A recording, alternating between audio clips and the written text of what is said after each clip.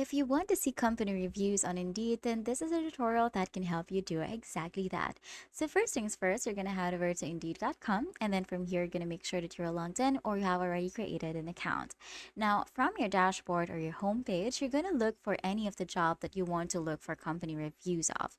So we're just going to scroll down right here, and then I'm going to choose this job right there, and then you'll be able to see the star icon that says 3.4. So usually this signifies that this company already has reviews. So if, for example, your company that you've chosen doesn't have it, it means that they have no reviews yet. But you're just going to click on one that already have the star, and then you can see here that it was rated 3.4. Now, in order for us to see a total, breakdown of reviews, we're just going to hit this Fun Pro Marketing International Incorporated company or any of the company name. And then from there, you will be taken to the company page. From here, you will see this reviews tab.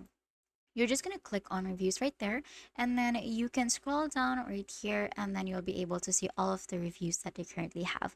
And that's it. That is how you're going to see company reviews on Indeed. If this video helped you, please don't forget to like the video and subscribe to the channel for more videos like this.